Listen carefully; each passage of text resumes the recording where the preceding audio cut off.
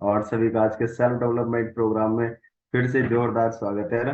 कितना शानदार हमने सीखा आज की विजुलाइज करके हम क्या नहीं कर सकते। और जैसे कि इंसान अगर किसी ट्रैक पे दौड़ रहा हो या किसी मतलब घर में बैठा हो चेयर पे, तो वहां बैठ करके भी वो उसी तरह से उसका शरीर काम करता है जैसे क्या ग्राउंड पे काम करता है। जरूरी नहीं है कि उसको दिमाग मतलब प्रकृति उसको ये नहीं समझती कि वास्तव में कर रहा है या ये केवल विजुलाइज कर रहा है ना। विजुलाइजेशन का इतना बड़ा प्रोसेस है कि एक ट्रैक पर अगर कोई इंसान दौड़ रहा हो या एक चेयर पे बैठा हुआ इंसान दिमाग से सोच रहा हो, तो उसकी मांसपेशियां उसी गति में काम करती हैं जैसे कि वो ट्रैक पे दौड़ रहा हो, है ना। इस विजुलाइजेशन प्रोसेस को चेक किया गया उस मशीनरी के द्वारा, तो ये पाया गया कि वास्तव में बॉडी वैसे ही काम करती है, चाहे वो बैठ करके विजुलाइज कर रहा है चाहे वो ग्राउंड पे है। एज इट इज बिल्कुल वैसे ही है ना। तो प्रकृति इस चीज में भेद नहीं करती है कि वास्तव में ये कैसे कर रहा है ना।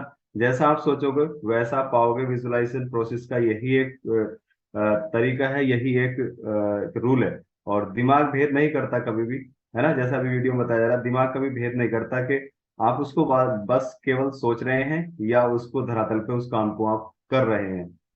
क्योंकि जो विजुअलाइजेशन प्रोसेस है वो भी वैसे ही काम करता है जैसे हम धरातल पे होते हैं। तो जो चाहिए उसका एहसास हमेशा पैदा कीजिएगा, क्योंकि इंसान एहसासों से निर्मित है। हमारी जिंदगी हमारे एहसासों से निर्मित है।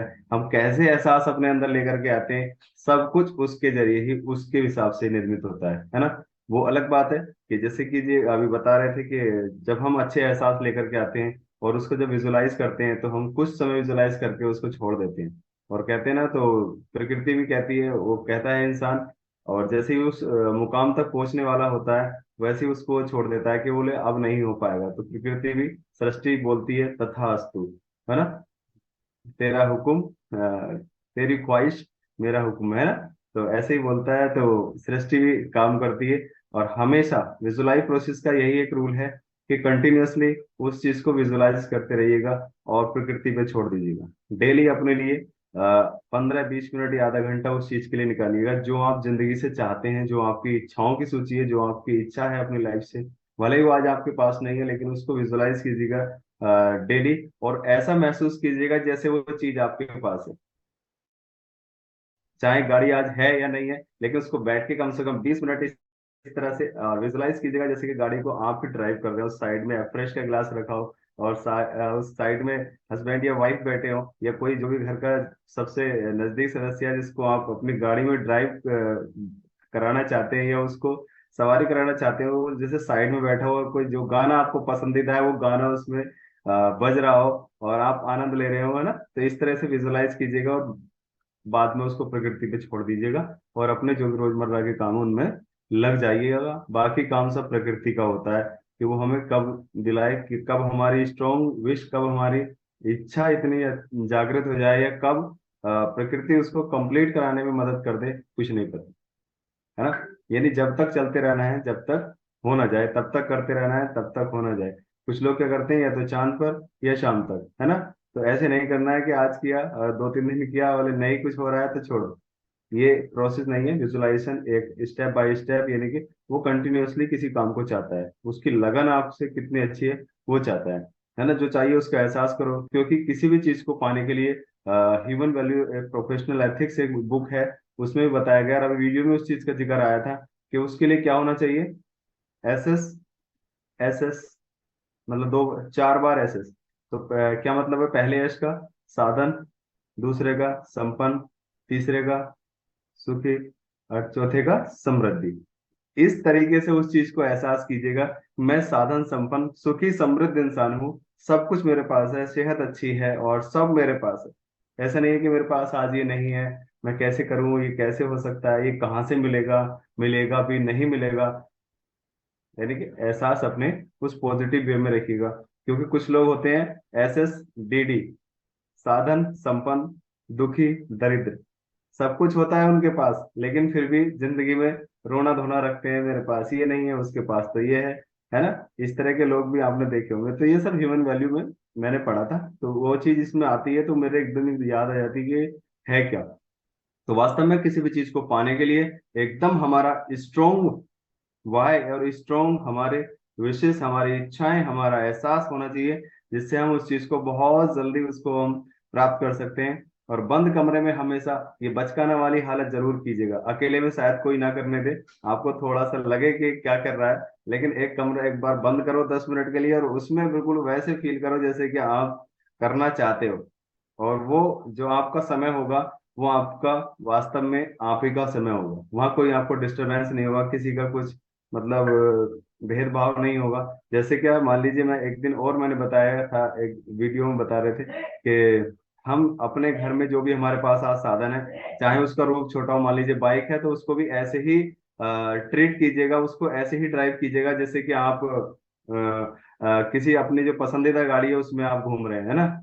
और बारिश हो रही है तो उसका हेलमेट का शीशा उठा करके ऐसे चलिएगा जैसे कि सनरूफ खुला हुआ है और ऊपर से बारिश की बूंदें आ रही हैं, है ना। तो इस तरह से विजुलाइज कर सकते हैं, विजुलाइजेशन प्रोसेस है।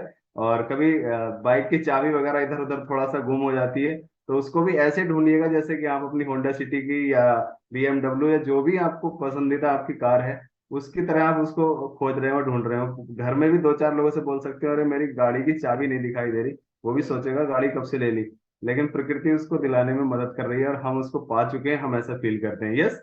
तो इस तरह से अपने विजुअलाइजेशन प्रोसेस को स्ट्रॉन्ग कीजिएगा। और जब आप ऐसा करने लगेंगे तो फिर करने से भी आपको कोई नहीं रोकेगा, बोले ये तो ऐसे करता ही रहता है, ये तो ऐसे करती ही रहती है, तो पागल हो गई, है ना। तो लेकिन जब हम इस तरह से एक बचकाना हालत जो होती है वो पागलपन ही होता है ना, बोलते हैं ना। तो बचकाना हालत में जब हम आ जाते हैं तो प्रकृति बिल्कुल ऐसे समझ लेती है कि बच्चा कुछ तुझसे एक्सेप्ट कर रहा है और ये उसका हकदार है। जैसे हम माँ बापों से हमारे बच्चे मांगते हैं, कैसे करते हैं बचकाना हालत, एकदम लिपट जाते हैं, टांगों पे चिपक जाते हैं, है ना। फिर एक स्थिति वो आ जाती है, चाहे हम नहीं दिलाना चाहते हैं वो चीज उसको, है ना, चाहे उसको लिए फायदेमंद है नहीं है, लेकिन बाद में क्या होता है, उसको दिलाने में मजबूरी बन जाती है। चल ले, कम से कम शांति तो रख, है ना, कम से कम शांति तो हो। तो इस ऐसे ही प्रकृति भी काम करती है कि हम जब बचकाना हालत में आ जाते हैं और प्रकृति उस चीज को एक्सेप्ट कर जाती है, यानी कि सोचती है ये वास्तव में इसी का है, तो वो कह देती है तथास्तु, है ना। तो इस तरह से मिल जाता है। और कुछ लोग कहते हैं कैसे होगा, कब होगा, नहीं होगा, वो शक वाली भावना है। कभी शक नहीं करना चाहिए। अगर आपको विश्वास अपने ऊपर है, अपने एहसासों पर विश्वास है, अपने ऊपर कॉन्फिडेंस है कि यस, अगर इतने लोग कर सकते हैं तो मैं भी कर सकता हूँ, तो डेफिनेटली होगा। लेकिन विश्वास और लगन पैदा हमेशा हमारे अंदर होनी चाहिए। और जिसके अंदर विश्वास पे शक हो जाता है, एक तो विश्वास होता है, विश्वास पे विश्वास करना बहुत बड़ी बात है, लेकिन विश्वास करके अपने विश्वास पे शक करना, वही हालत हो जाती है असमंजस वाली। जैसे कि एक कुत्ता रोड को पार कर रहा होता है, तो बिल्कुल वैसी होने वाली होती है, यानी वो चीज हमें नहीं मिलने वाली होती है। तो सब कुछ सृष्टि पे छोड़ दें। ऐसा इसे काम समझ कर ना करें। कभी ये ना सोचें ये मेरा काम है रोजाना मुझे करना है, इसको अपने लिए करें, अपने दिल से करें। कहते हैं ना, कुछ काम हम अपने दिल से करते हैं, ऐसे नहीं करते हैं कि हाँ ये मेरा काम है। करते हैं कुछ काम ऐसे लाइफ में कि हाँ मुझे अच्छा लगता है। मान लीजिए किसी के लिए घर में खाना बनाना बहुत अच्छा लगता है, कोई घर में मेहमान आता है उसके लिए खाना सर्व करना बहुत अच्छा लगता है, तो क्या उसको काम समझते हैं? नहीं, खुशी खुशी करते हैं, है ना। वो मुझे अच्छा लगता है इसलिए हम करते हैं। वैसे ही अपने एक्सेप्टेशन सृष्टि से रखिएगा, और मतलब वैसे ही अपने विचार, अपने एहसास अपने लिए रखिएगा, उसे काम समझ के कभी ना कीजिएगा। तो ये सब सीखा, इसे काम समझ कर ना करें। अपना सृष्टि के साथ संतुलन हमेशा बनाए रखें, क्योंकि संतुलन आपने देखा, वर्क या लाइफ, काम कैसे भी हो, अगर उसका संतुलन बना हुआ है तो सब कुछ एकदम संतुलित चलता रहेगा। शरीर का स्वास्थ्य, संतुलित भोजन चल रहा है, और तो संतुलित भोजन कहते हैं इक्वल्स टू संतुलित स्वास्थ्य, है ना। तो वैसे ही संतुलन हर जगह काम करता है प्रकृति से। और अपने एहसासों का संतुलन हमेशा बनाए रखना है। कभी अप डाउन नहीं होना चाहिए। अपना जो वाय है या हमारा जो एहसास है वो कभी वीक नहीं होने चाहिए। और कभी भी ये माइंड में नहीं आना चाहिए कि ये कैसे होगा। हो जाएगा, कंटिन्यूअसली करते रहिएगा, और बचकाना हालत करते रहिएगा, बिल्कुल बालक बन के बंद कर लो गेट को। वास्तव में वहां सबसे शानदार बचकाना हालत आप कर सकते हो, जो आप नहीं करना चाहते वो भी वहां पे कर सकते हो। तो लगातार करते रहें, एक बार करके न छोड़ें। अपनी ख्वाहिश, जैसे बोलती है ना प्रकृति, और प्रकृति को भी मजबूरी हो जाएगी जैसे माँ बाप बच्चों को दिलाना। मान लीजिए बच्चा टॉफी की जिद कर रहा है, लेकिन हम नहीं चाहते कि बच्चा टॉफी खाए, उससे उसके दांत खराब हो सकते हैं, सेहत, ये हमें पता है। लेकिन उसका जो एहसास है हमारे लिए, उसका उस टॉफी के लिए जो एहसास है वो इतना स्ट्रांग होता है कि आप टॉफी नहीं, उसे फिर चॉकलेट भी दिला देते हो। यानी उससे बड़ा भी उपहार उसको दिला देते हो और उसको शांत कर देते हो। तो ऐसे ही हमारा भी जो वाह है, जो हमारा कहना चाहिए लगन है, जो हमारे एहसास है, वो हमेशा इस तरह से होने चाहिए। तो आकर्षण का सिद्धांत हमेशा काम करता है। इच्छा शक्ति से वो सब हो सकता है जो कभी वास्तविक जीवन में हमने कभी मतलब सोचा भी नहीं होगा। इच्छा शक्ति से सब कुछ हो सकता है, लेकिन हमारा कि फिर वही बात है कि हमारे एहसास कैसे हैं हमारी जिंदगी के साथ, हमारी लाइफ के साथ, हमारे परिवार के साथ, या हमारे रिलेटिव्स जो भी हैं, जिनको भी हम कुछ अच्छा देना चाहते हैं, उनके प्रति हमारे एहसास कहते हैं। बिल्कुल सब कुछ हो सकता है ना। तय करो आप क्या चाहते हैं और विश्वास करो कि आप उसे पा चुके हैं। सबसे शानदार बात क्या है कि तय करो आप चाहते क्या हैं। पहले तो प्रकृति से 3 शब्द बताए थे। पहले मांगना सीखिएगा, है ना, मांगिएगा। और फिर तय कीजिएगा आप उसका क्या करने वाले हैं, और फिर उसका विश्वास अपने अंदर लाइएगा कि मैं इस चीज को पा चुका हूँ और ये मेरी हो चुकी है ना। तो ये सब शानदार बात है, चाहे वो अभी है नहीं, लेकिन ऐसा अपने अंदर फील कीजिएगा कि ये चीज मुझे मिल चुकी है। वाह। मान लो आप अभी आइडल वेट नहीं है, तो ऐसा फील कीजिएगा मैं आइडल वेट आ चुका हूँ, आ चुकी हूँ, और मैं ऐसे ही अपनी लाइफ को एंजॉय कर रही हूँ जैसे आइडल बॉडी वेट का एक इंसान एंजॉय करता है ना। तो इस तरह से एंजॉय कीजिएगा, और वो एक दिन पता नहीं कब तथास्तु हो जाए, पता भी नहीं चलेगा, है ना।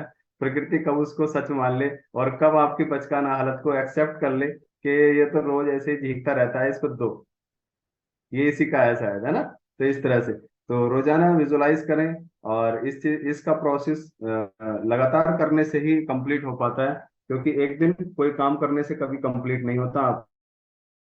आपने भी देखा होगा और इस चीज को समझते होंगे। इस किसी भी काम को लगातार कंटिन्यूसली जब हम करते रहते हैं अपने जीवन में, उस चीज को उतारने का प्रयास हम करते रहते हैं, तो वो एक दिन उतर जाता है। तो भी किसी भी काम को, किसी भी चीज में सफलता पाने के लिए वो बड़ी असफलताओं से होकर के गुजरना होता है। एक दिन में सफलता नहीं मिलती है ना।